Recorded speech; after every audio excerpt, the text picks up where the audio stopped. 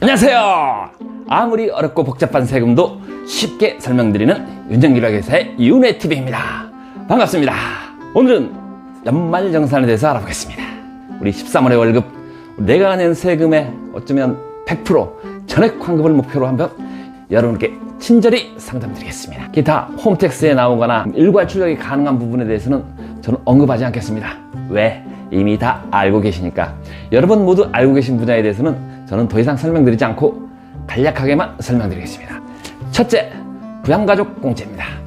모든 사람들이 실수하는 부분이 작년에 했으니까 올해도 됐을 거라고 그냥 잊어먹는 경우가 있어요. 신생아가 태어났다. 그럼 새로 발생을 하죠. 모든 기준은 12월 31일 기준입니다. 1월 1일 부모님이 돌아가셨어요. 그러면 가능할까요? 네, 가능합니다. 1월 1일 돌아가셨어도 하루만 걸쳐 있으면 대신 안 되는 게 하나 있죠. 이혼이죠. 이혼은 만약 법적으로 12월 31일 날 이혼이 됐다라고 한다면 그럼 S카드도 안 돼요. 근데 또 법이 희한한 게 이혼을 해도 교육비 공제나 다른 신용카드 공제 같은 건 또 돼요. 대부분 이제 중복되는 경우도 있죠. 가령 이혼을 하고 자녀에 대해서 서로 공제받는 경우, 이런 경우는 나중에 취직 나올 수 있으니까 그런 부분은 조심해야 됩니다. 기초 공제 대상자 중 급여액이 500 이상, 이제 근로소득이죠. 나머지 퇴직, 양도소득, 사업소득이 100만 원 이상, 매출액이 100만 원이 아니에요. 소득 금액이 100만 원 이상인 경우는 넣으면 안 되죠. 그럼 나중에 다 걸립니다. 부녀자 공제, 부녀자 공제라고 해서 배우자가 있거나 아니면 부양가족이 있으면 공제받을 수가 있습니다. 희한하죠? 결혼 안 했는데? 나 싱글인데? 나 우리 싱글 지역, 돌싱인데? 아니, 싱글 지역도 서러운데? 부녀자 공제를 못 받게 한다. 이건 좀 정책적인 면에서 일부러 배우자가 있거나 아니면 부양가족이 있는 경우만 가능합니다. 그리고 총 급여액이 4,147만 원, 정확히 종합소득금액이 3천만 원 이하인 경우만 가능하니 이분 참조하시기 바랍니다. 그리고 전직장 원천징수 영수증이 있습니다. 우리 전직장, 가령 우리가 중간에 입사를 했다 했을 때 직장이 2개인 경우가 있죠. 이런 경우는 기존 직장에서 가셔서 그런 게 아니고 전화하셔서 그걸 받아와야 돼요. 만약 안 받으면 어떻게 합니까? 안 받으면 나중에 5월 달에 종합소득세 신고를 하면 됩니다. 너무 우려를 하지 않으셔도 됩니다.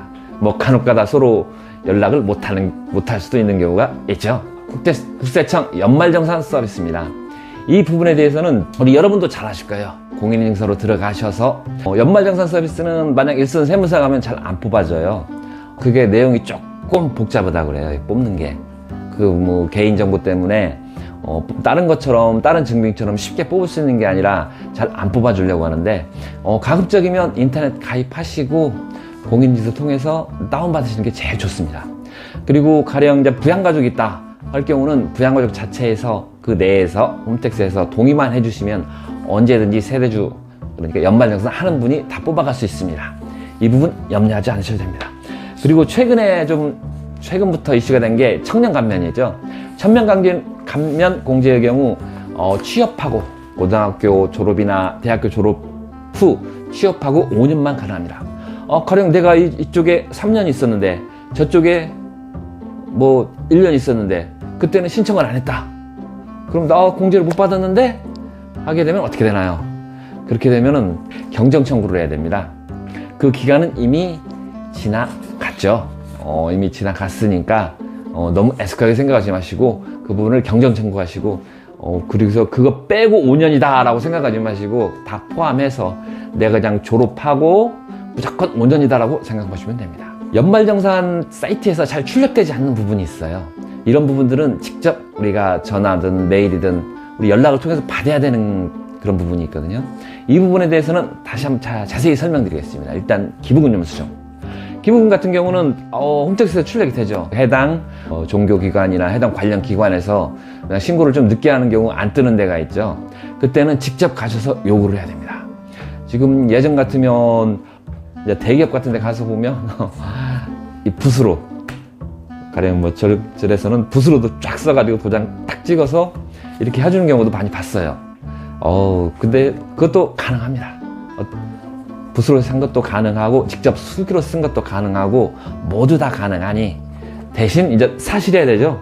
정확히 맞기만 하면 다 공제가 가능하니까 무조건 일단 연락하셔서 받아오시면 됩니다. 대신 그 기관이 기부금 업체로 등록이 되어 있을 때만 가능하고, 만약 기부금 업체로 등록이 되어 있지 않다라고 한다면 이것 애석하게도 비지정 기부금이라고 해서 공제받을 수가 없습니다. 이제 그 등록 여부는 그 해당 기관에 문의하시면 아주 잘 설명드릴 것입니다. 취학 전 아동 학원비, 학교 외 도서 구입비, 또 보청기, 장애인 보장구, 의료기기 이런 경우는 구입처나 병원에서 해당 병원에서 의뢰하시면 됩니다. 또 산후조리원 비용 같은 경우도 조회되지 않는 경우가 많아요. 이런 경우도 직접 요구해야죠. 또한 국외 교육기관, 아니면 교육비증빙 서류 같은 경우는 해외에서 만약 학교를 다녔다는 경우는 할 수가 없죠. 대신 이제 교육비만 가능하고 기타 도미터리 비용이나 생활비는 안 됩니다. 그 부분은 안 되고 말 그대로 학교에서 영수증만 가능하니 그 부분은 참고해 주시기 바랍니다.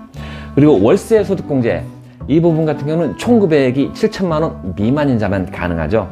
또는 종합소득금액이 6천만 원. 그래서 아니 총 금액은 무엇이고 종합소득금액은 과연 무엇인가 라고 질문하시는 분이 계십니다. 종합소득금액이란 말 그대로 소득금액이란 총 우리의 매출액에서, 그러니까 총 급여에서 이제 비용을 빼고 나머지가 이제 소득이 되죠. 그러나 근로소득자에게는 비용이 없죠. 비용이 없다는 게 아니고 이제 그 일반 사업자처럼 매출하고 비용이 그 자체는 없죠. 그래서 근로소득 공제라는 걸 해줍니다.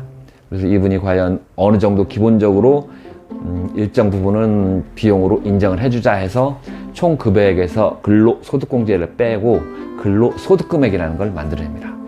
만약 다른 소득이 없다면 이제 종합소득이 근로소득금액이 바로 종합소득금액이 되겠죠. 그래서 종합소득금액이 6천만 원 이하인 경우, 총 금액이 7천만 원 이하인 경우 가능합니다. 물론 이 경우 주민등록 이전은 필수입니다. 물론 LH 같은 경우도 공공임대주택 경우는 홈택스에 자료가 뜹니다.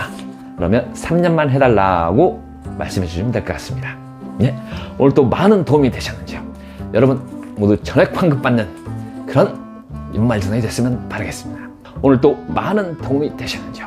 즐거운 연말정산, 쉬운 연말정산, 모든 자기가 낸 세금을 모두 환급받는 연말정산이 됐으면 바라겠습니다. 여러분 감사합니다.